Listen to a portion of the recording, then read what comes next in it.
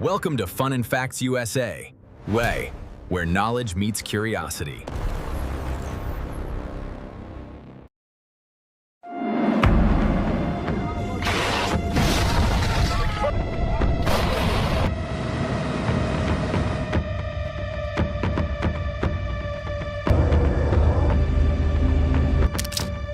The Strait of Hormuz is one of the most dangerous pressure points on Earth, a narrow corridor, a global fault line. Between Iran and Oman, this passage carries a vast share of the world's energy, with much of its crude oil moving toward Asia. Warships patrol nearby. Constantly, radar stations track the water. Satellites watch from above. Fast attack craft, coastal missiles, drones, and naval mines turn confined sea into a field of calculation.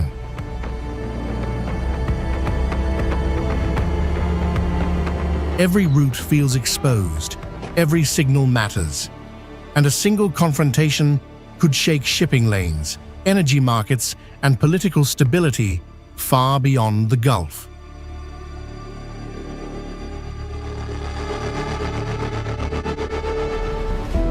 And yet Hormuz is more than tension. Beyond the military shadow lie red beaches, where red sand blends with the waves like ink spilled on paper. The Mineral Valley paints a vibrant spectrum of colors. The cold salt caves glisten. The ancient fortress overlooks the sea. Come with us now and see Hormuz beyond the headlines, where danger, history, and hidden beauty meet at the edge of the sea.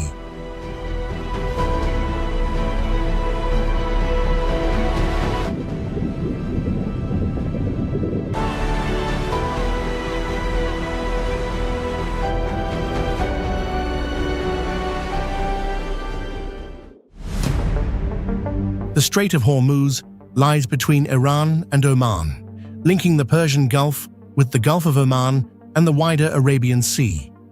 This region controls up to 21% of total global oil consumption.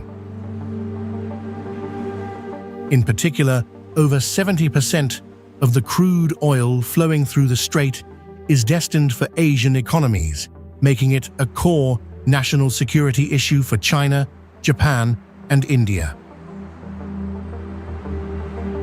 Military presence never feels accidental. Warships from several nations operate in nearby waters. Escort missions, surveillance flights, and maritime drills unfold against a horizon that appears calm but rarely relaxed.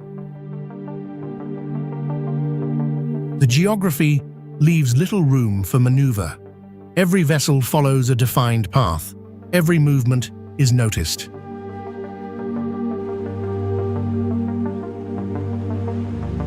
A narrow corridor of water, but being watched carefully by the superpowers.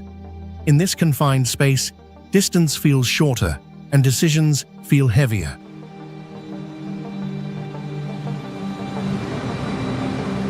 Its power comes from concentration. A vast share of global seaborne oil trade passes through this narrow gate each day, along with a significant portion of the world's liquefied natural gas shipments. Energy markets on distant continents depend on ships crossing these waters without interruption. One delay here can ripple across refineries, shipping routes, and financial centers far away. That is the paradox of this place. The global economy speaks in enormous numbers and vast networks, yet so much of its energy still passes through a passage only a few dozen kilometers wide. Here, control does not always require conquest. Sometimes, it requires nothing more than the power to interrupt.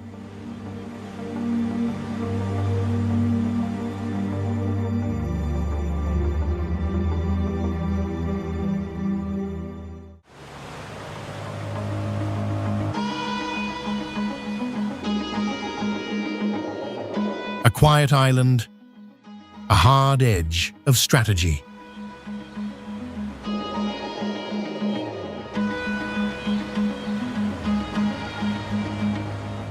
Keshem lies along Iran's southern coast, stretched beside the Strait of Hormuz like a long stone gate. To one side, the Persian Gulf narrows toward the open sea. To the other, Iran's mainland gathers ports, radar, and military infrastructure.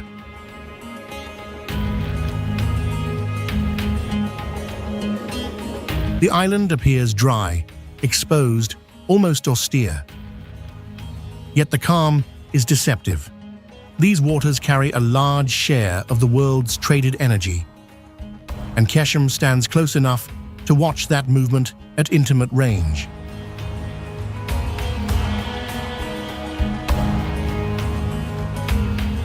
In 2024, about 20 million barrels of oil moved through Hormuz each day, along with roughly 1/5 of global liquefied natural gas trade.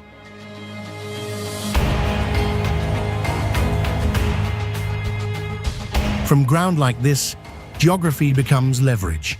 Shipping lanes compress. Surveillance shortens distance. A vessel passing through the strait does not merely cross water. It enters a field of calculation. That is why militarization feels built into the landscape.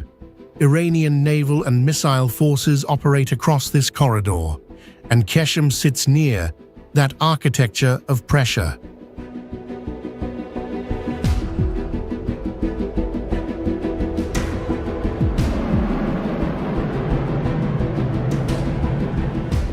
The logic is ancient enough. Control the threshold, and you influence everything beyond it. On modern maps, the method has changed very little. Only the sensors improved.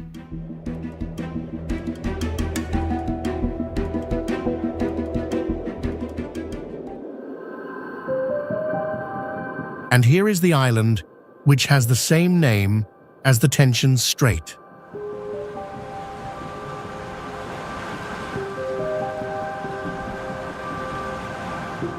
Hormuz Island sits beside the inner curve of the strait that links the Persian Gulf to the wider Arabian Sea. Radar stations scan the channel.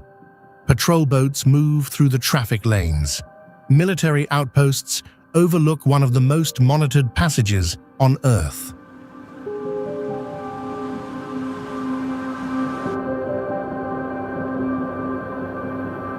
Across the wider strait, Iran operates dozens of fast attack craft designed for swarm tactics, supported by coastal missile batteries and naval bases spread along the shoreline. Anti-ship missiles, such as the Noor and Qadr, reach well over 100 kilometers, placing most of the strait within range. Unmanned aerial vehicles and surveillance drones extend that visibility even farther.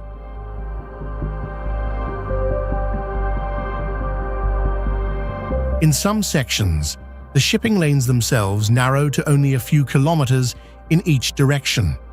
Large tankers must follow these predictable routes. Military planners understand the implication immediately. A small island near a narrow gate becomes more than land. It becomes position.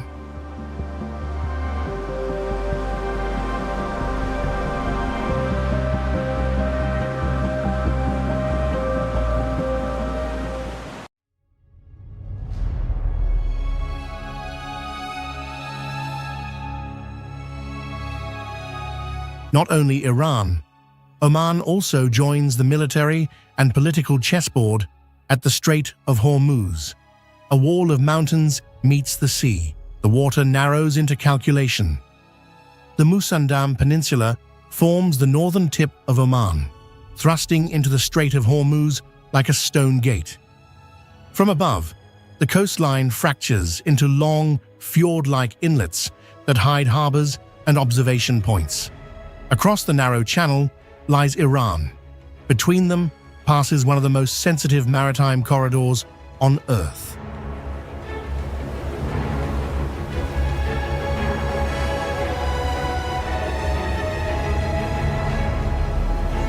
The inbound and outbound shipping lanes each measure only a few kilometers across, separated by a small buffer of open water. Every tanker entering or leaving the Persian Gulf must follow these tight routes. Predictable routes invite surveillance. Surveillance invites strategy.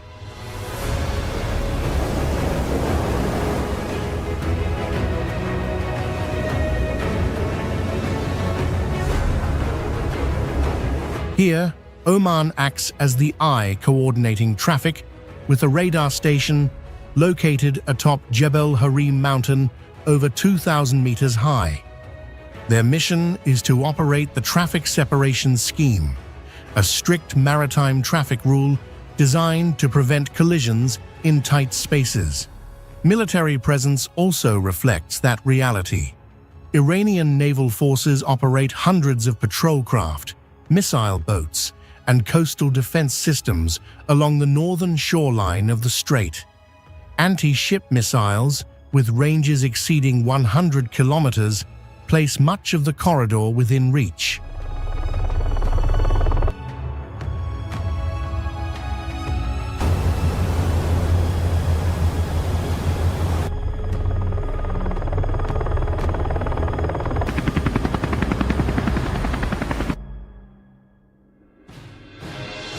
Across the water, Western and regional navies maintain patrol rotations to escort commercial vessels and monitor the passage. That is why Musandam matters. The mountains do not simply overlook the sea, they overlook leverage. In a corridor this narrow, geography becomes strategy.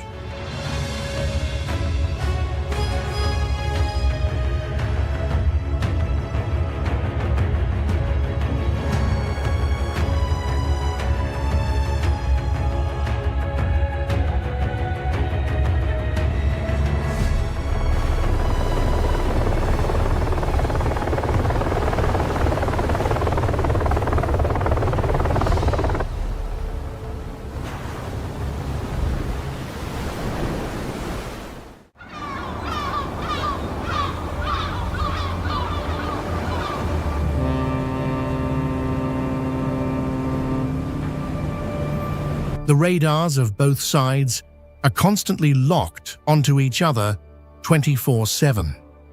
When passing through this narrow corridor, the sailors felt as if gun barrels were pointed directly at them from both sides.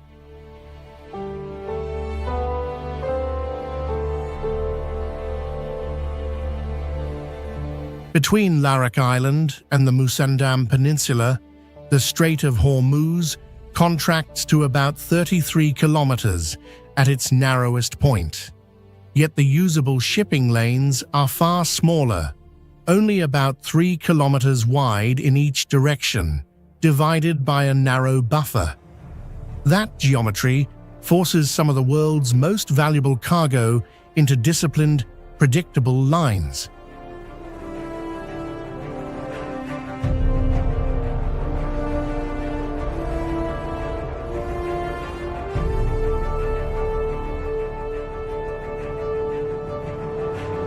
In some recent years, nearly 1/3 of the world's seaborne oil trade has crossed this single choke point.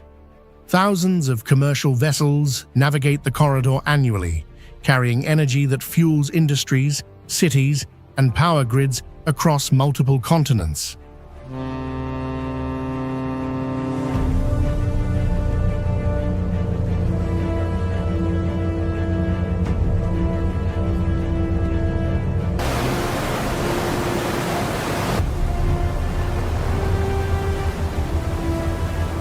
Fast attack craft, coastal missile batteries, drones, and patrol aircraft all gain value when space is this compressed.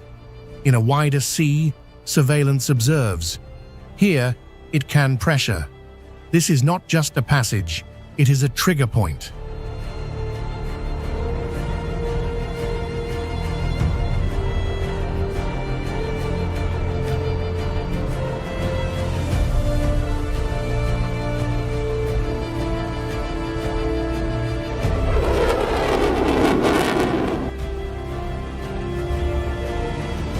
times when American warships and Iranian patrol boats sailed so close that soldiers on both sides could clearly see each other's faces through binoculars.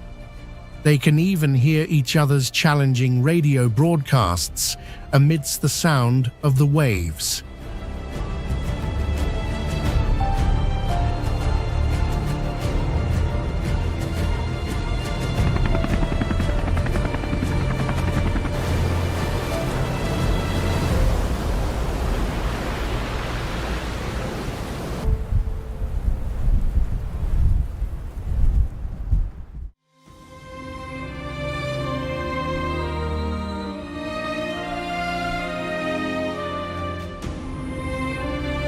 Red stone above quiet water, walls facing a restless strait.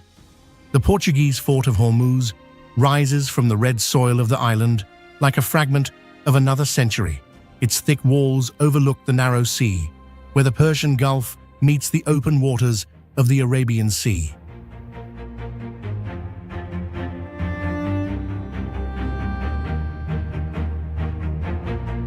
Wind moves through broken corridors. The air carries salt and desert dust. From the ramparts, the horizon remains wide and deceptively calm.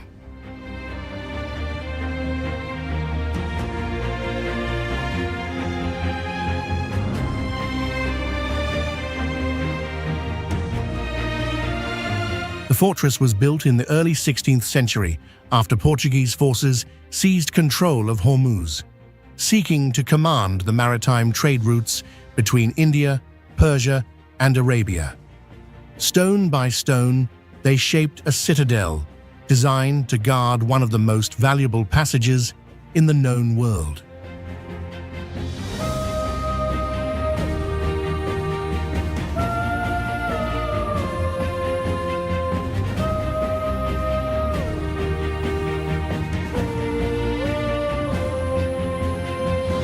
Ships once approached these waters carrying spices, silk, pearls, and silver from distant ports across the Indian Ocean. Up close, the structure feels weathered but patient. Red earth mixes with coral stone in its walls. Empty arches frame the sea beyond. The sound of waves reaches the courtyard long after the soldiers have gone.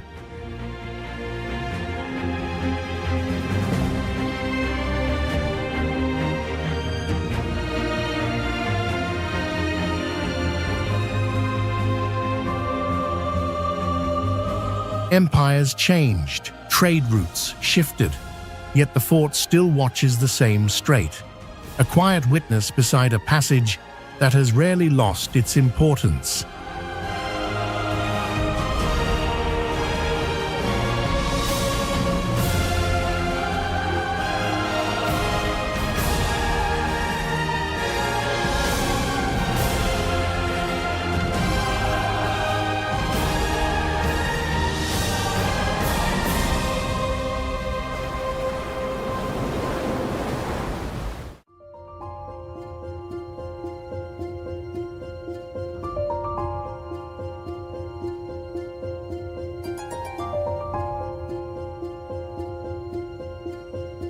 White wind towers above a quiet harbor, a town shaped by wind and water.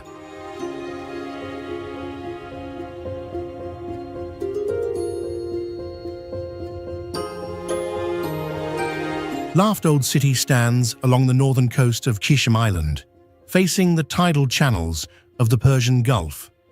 Narrow alleys wind between houses built of coral stone, clay, and sun-baked earth. Above them rise dozens of tall windcatchers, slender towers designed to pull cool air down into shaded rooms. When the wind arrives from the sea, the towers whisper softly across the rooftops.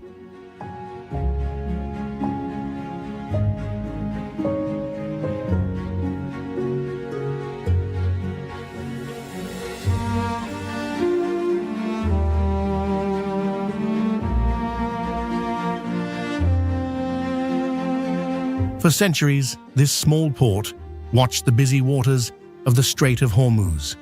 Sailors from Arabia, Persia, and the Indian Ocean once anchored here, carrying goods along trade routes that linked distant coasts. Laughs Harbour and nearby mangrove forests offered shelter for wooden dhow vessels navigating the tidal flats of the Gulf.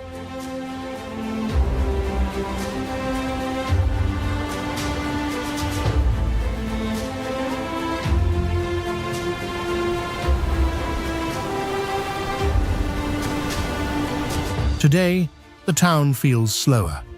Sunlight warms the stone courtyards. Fishing boats drift near the shore.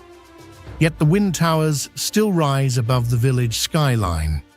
Quiet reminders of a community that learned long ago how to live with heat, sea, and time.